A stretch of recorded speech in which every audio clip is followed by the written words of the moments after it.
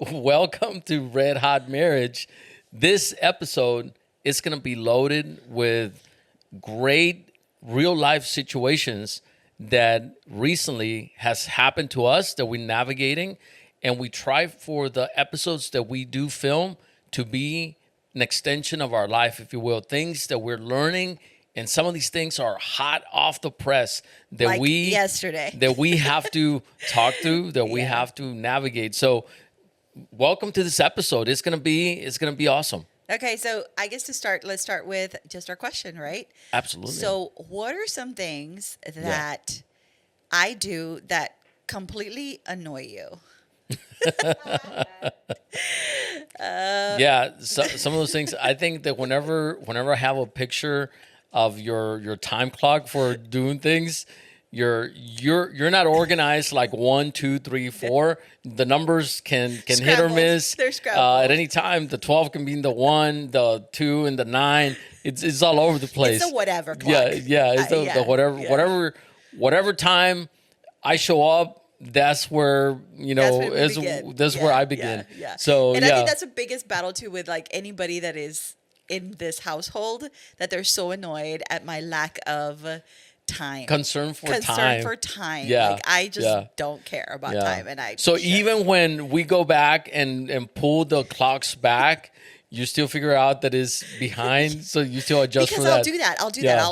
I'll set my clock 10 minutes ahead, but I technically have 10 minutes, so it doesn't matter. And then you have like multiple alarms, which they don't mean anything. That's annoying. That is totally annoying. Yeah. So the trigger for me with you is the rush. You see, like I'm like on a no clock, and then you're on the rush clock. The opposite. Yeah. And you're like, if we go to the store, it's like, okay, what are you going to do next? What are you going to do next? And I'm like, I'm literally coming up with a menu as I'm going through the aisles. So that is so annoying to me. And that just like. And for me, it's about the target. Like if you give me a target, if we're going to Target, I need to have a target. You need to have a target. But for me, it is about going and shopping and thinking through, okay, what am I going to do? What ingredients do I need? So I need some creative liberty here. It's funny because sometimes whenever we go shopping, if I'm going shopping, I said, honey, you want to come with me?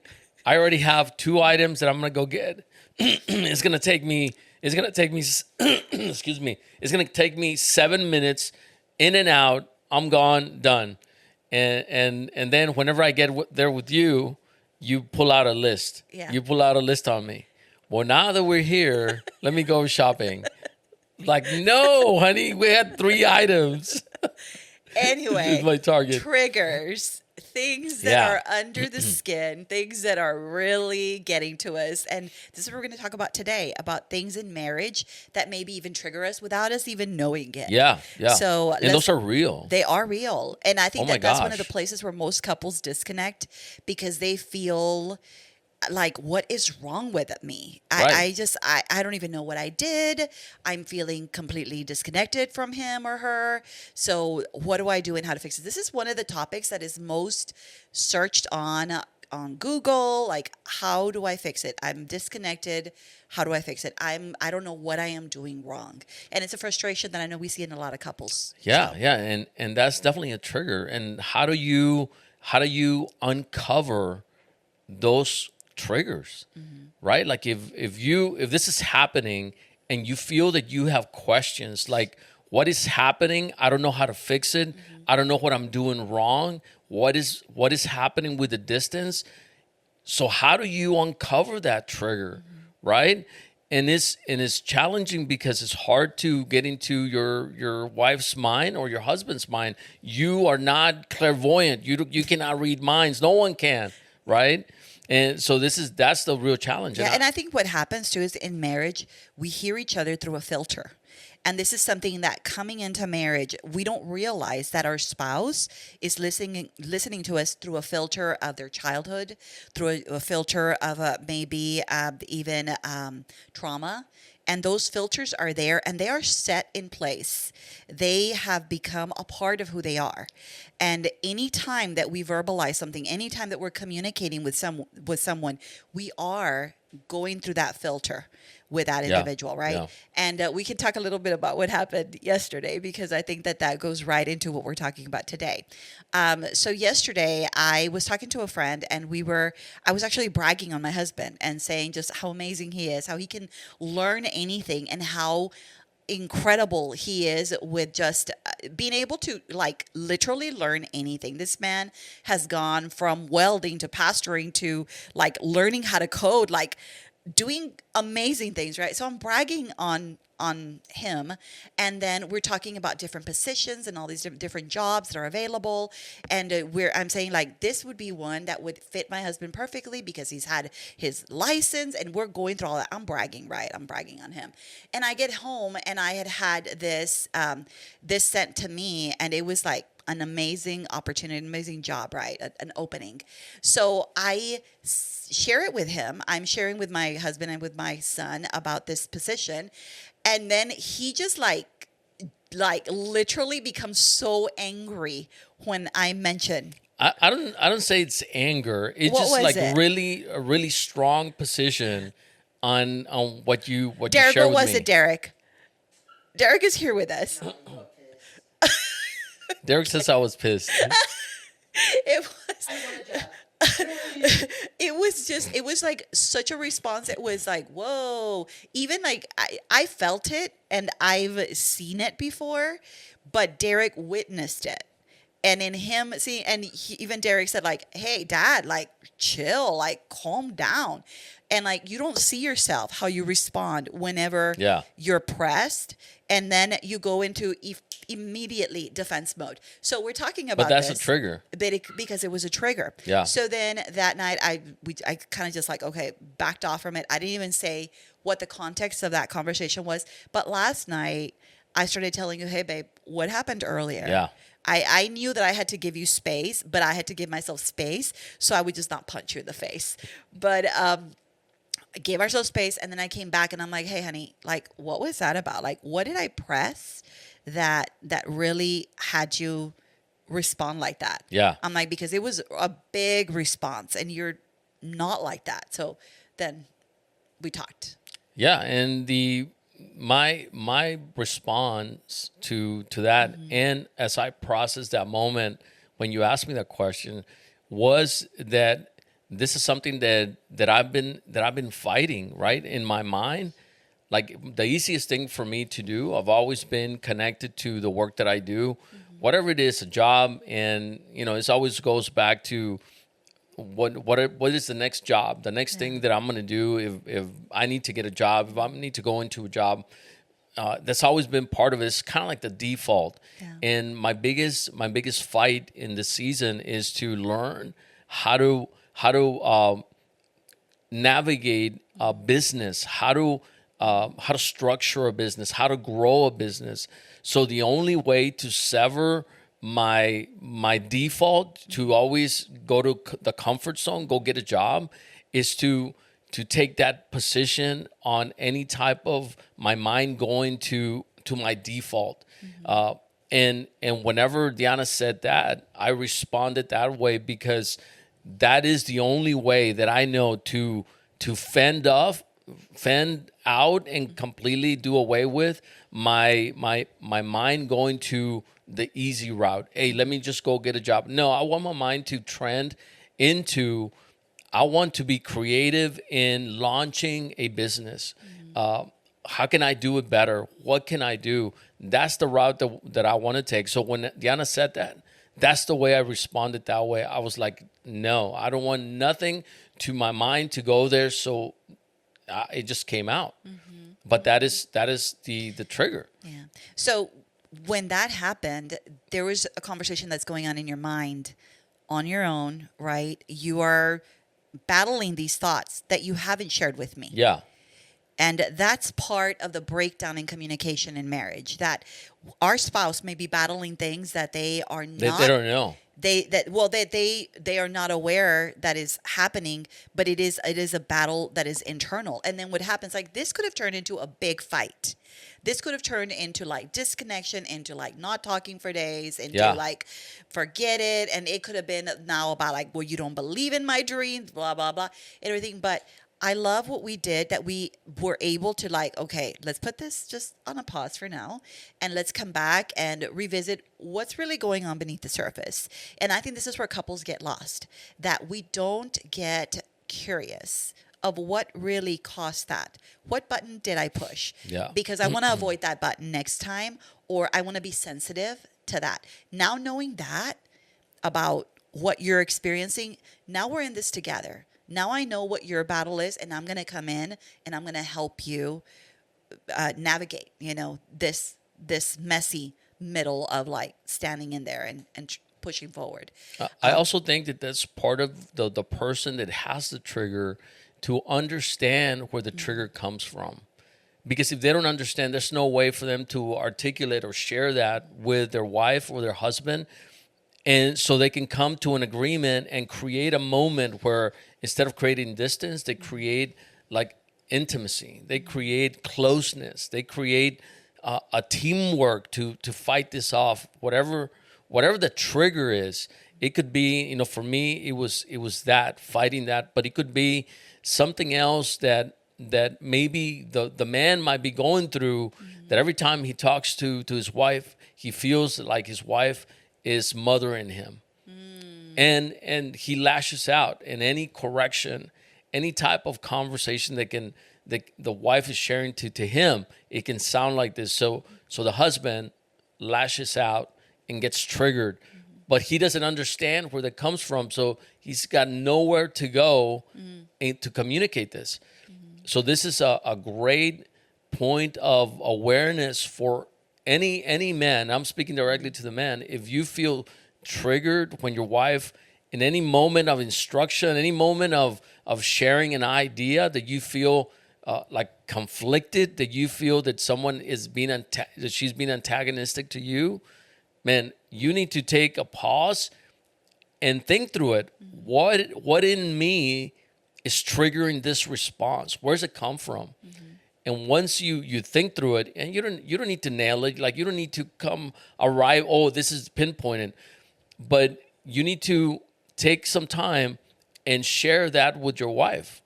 Share that moment. This is what, man, I feel, and it might sound something like this, honey, I feel that when we had this conversation, I felt like angry. I felt like you were like opposing things that are so important to me. Yeah. And I don't know why I felt this way, but I want to share it with you. That's so good. And I think that if you do that, even though you don't have it nailed down, she'll have an understanding of, oh, okay, you're fighting through it. Like you're trying to, it's not me, it's something inside of you. And I think that creates a moment that is, I love how you're saying that moment. Can create a moment of intimacy, because now that you're becoming vulnerable into like what you are feeling. That is vulnerability. It is. It's the ultimate vulnerability. You're allowing someone to come into that space and kind of sit with you there, rather than the person, because whenever you lash out, whenever the husband lashes out at the wife or vice versa, it becomes about the person that is being lashed out at can feel like, oh, what did I do wrong? Right. But it is really something in your spouse that is being pushed, a button that is being pushed that you didn't even know that button was there until that moment happens. And it becomes in a bridge to really connect then, or reconnect each other if you talk about it in a calm way. And if you're able to really like pinpoint like what is going on. I've told you 100 times, like, I'm not your mom. I'm not your mama. I'm your mamacita. So don't treat like that better. Don't treat me like your mom, because I'm not here to mother you. I'm not here to do those things. And it's so easy when we bring in all this trauma from our past of how we were treated, whatever our upbringing was. It shows up in marriage, and then it shows up in conversations like this. I know we've sat with men, said, well, I don't like the way that she controls me. Whoa, whoa, whoa, whoa. Your wife is talking to you. She's not trying to control you. Where does that come from? Okay. So there we go. So we can then pinpoint it to his past, to his upbringing, and all of that, right? And same goes for the women, right? So that's what we fight through whenever we are in conflict and we disconnect from conversations, because we are internally fighting something that we're hearing that is through the filter of maybe rejection, trauma, control, but it's not what is happening. And needing to stay grounded in that moment is so important, because if not, we just then fight, and it starts then, you can spiral. You can so quick. And I think that before having tools for us, we would do this, and we would go then days without even talking, without sharing. And we've had to learn to kind of reconvene. Okay, what's going on? There's more to this story than it meets the eye. I think that at any conflict or any time a trigger happens and it creates a moment of friction, you need to, before that happens, you need to have created a foundation of trust in the mirror, that you can say, okay, we're going to have this chaotic moments of time, but I feel I'm safe, and we're going to be able to deal with it, right?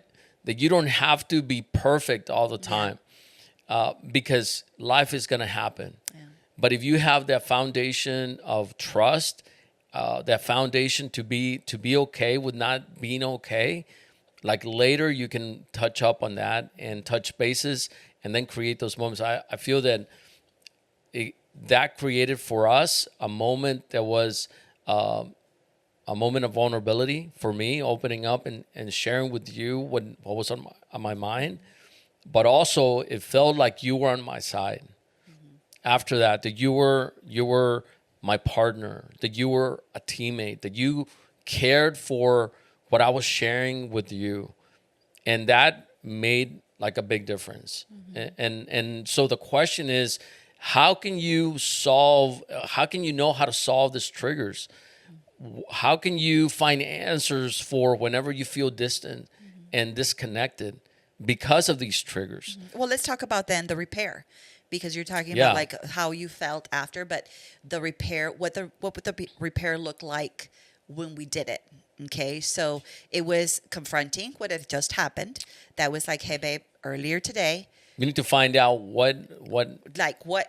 And I asked you, what button did I push that I didn't know that I was pushing in you? Mm-hmm. And then you were able to just tell me, this is how I felt. I just felt, and you just expressed exactly what you said. You know, that I'm fighting this. And you said that, those are your words. I'm fighting this in me.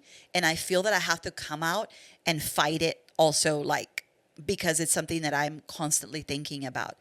And then, do you remember what I told you? You said we're together in this. We're together. Yeah. Like, I'm not against you. Yeah. Like, this is our enemy. And that's not what I meant. And then I kind of backtracked and said, I gave you then the backdrop. Look, I was talking to a friend. I was bragging about you, all these things. And then you come at me with all the power. It was just a lot. And we just laughed about it. You're like, oh my gosh, like, didn't realize that was what was happening, right? So we were able to repair. And I think that this is an area that a lot of couples can get really stuck in. And we see it. That it becomes this one little, fight, and then it becomes another one and another one. And then by the time that we know it, we're Googling in the middle of the night, I don't know what to do. We're completely disconnected. Help, right? But because we don't take care of the very first thing that happened, it continues to build. And eventually it'll erode the relationship, and we'll see it happen. Well, think about, this was one incident that we were able to resolve pretty quick. And that's like, I think that's a testament of our growth. I mean, we've been together for over 30 years, but and the most of the growth has happened, I say, in the last 6 years. Yeah. Like the big strides of growth in communication and solving conflict and all those different things. So if you're married, if you just got married and you don't have the experience, can you imagine how much time and heartache and frustration you can save by listening to what we're sharing right now and implementing this in your life? And it doesn't matter if you've been married for 3 months or 30 years. Right. This could be a life-changing experience for your marriage. that you experience a different level of connectedness, a different level of closing those distances. And because think about it, couples that have been married for 10, 15 years, they have experienced these triggers happening over and over and over and over again. It's a nightmare. It's a nightmare. And I think that we've lived our life now like bridging the gap. Yeah. You have to bridge that gap because no one else can. It's between you and your spouse to do that and to like wave the white flag like, hey, let's make peace, or maybe even wave the red flag like something is off. Let's fix this. Because then you're going to have the marriage that you are dreaming of having when you address these things. I think that before we didn't have the tools to be able to fight fair. And if one of us got louder, then the other one was shut down. And then it was just me. like, it would just stay like, okay, we're in limbo now, and we're going to be in limbo for maybe a week. We don't know what we're going to do here. But we see that happen so much in marriages that are just starting, in those that have not gotten the right tools, the right therapy to be able to just like, okay, let's bridge it and let's keep moving forward, right? And we see people get stuck in this area especially. Yeah. So we share this because I know that this is something that will help other couples really begin that healing, begin that restoration, but also find ways to close the gap of disconnection, Yeah. And I think that it's something that's really effective. So if you're thinking, how can you find a solution for this? The solution is if there's a trigger that happened and there was a reaction that comes out of a trigger, and those are normally real like really strong reactions to something that you said, that comes from a trigger place. And I've told you before too, because you're like, I wasn't mad, I didn't respond like that. I'm like, I'm gonna record you. I wasn't mad like that. like that. And because we don't know how loud we get whenever we are being triggered. Yeah. But the people around us feel that sense of like, whoa, I definitely pushed something that is sensitive here. And I've told them, I'm going to record you. I'm going to record you so you can see yourself, and you can then, it was big. It was a big response. But that's the area that you need to dig into to find the answers for the distance. Yeah. The disconnection. The answers for what do I do? How do I solve this? All that is hidden in those triggers. Yeah, and I think most of the time when we respond that way, it's a narrative that we are hearing in our mind that is that only we are hearing. That something that says like, man, you are failing, you are not good enough, what are you doing? And it's that self-doubt that is whispering in our ear and just telling us all of these lies, feeding those lies. And, and because we're living life on our own, even though we're together, we're not talking about these things. That's the area of vulnerability that we sometimes don't allow our spouse to come into. Then we are fighting that by ourselves with our own monsters. And the moment you bring your spouse in, like I told you last night, I'm like, I'm fighting this with you.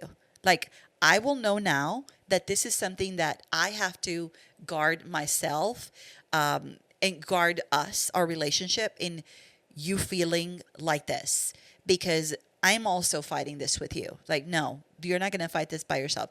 And I told you, babe, you can do it. You are the smartest man that I know. You have everything in you to get this. I'm like, you got this, babe. Like, don't you dare think that. And I'm just going on, and it turned into more of a like, dang, I am your teammate. I am not letting you think this way. No, that is bad thinking. That is wrong thinking. So now we're both fighting the same enemy. And when you allow your spouse to come in, they will do that with you. Right. But it's you being emotionally regulated enough to know like, oh, let me bring him in. Let me bring him in so I can. So it went from a moment that could have been a distance building moment. True. From a moment that was able to be looked at in more in detail, like brought up that moment, and now you can turn it around and talk through it. and it became like a moment of closeness. Yeah. So a hard moment, responding to the question of how can I fix this, right? What am I doing wrong? Nothing. It was a trigger that was like inside of me. And by you listening to it, by you asking the questions and having the courage to ask that, it created a moment for us, but also a moment for me, feeling like you're not only a teammate, but you're a partner. You're more intimately connected to my heart, to my mind. And that was powerful. So that was awesome. And we want this for everyone that is listening to this episode, because that's what can happen when you listen to this episode and implement the things that we are sharing today, because these are things that we want this to be connected to our heart. And Red Hot Marriage has been something that has been in our heart and minds for many years. So now we want this to have the impact of you that are listening to this, that are experiencing moments that are challenging, that this could help you move the needle on the marriage that you want to create, on the marriage that you want to continue building, which is a red hot marriage. That's right. And we want to have conversations that are honest, open, transparent every day of our lives, without the fear of retaliation, without the fear of disconnection. But it takes us becoming vulnerable with each other and really like leaning in. And when we lean in, that's exactly what happens. There's intimacy that is created. There is reconnection. Yeah. And there is a deeper level of love and understanding for our spouse. Yeah. So I think that that's what ended up happening last night, which was amazing, right? Yeah. And I know that that's what we're going to see couples do whenever they're implementing tools like this in their marriage. So that's a challenge. 100%. Yeah. So the central question for this episode was, how can I help my spouse, right? What is the answer for when we hear a trigger from my wife, from my husband? When we push a button. When we push a button. We were pushing. Exactly. Where does that come from? What is the answer to this? What is the distance? This right here, what you heard today, is the answer. So three things. Get curious. Number 1, get curious. Number 2, bring it up. Talk about it. Bring it up. And then number 3, begin the repair. Yeah. That's it. Curious, bring it up, and then repair. And that is something that is going to help you reconnect and really continue to build a red hot marriage. So, absolutely. Hope that helped. Honey. Yeah. This is unbelievable. This is incredible. Right. So let's continue to build a red hot marriage. Let's go. I love you. Love you.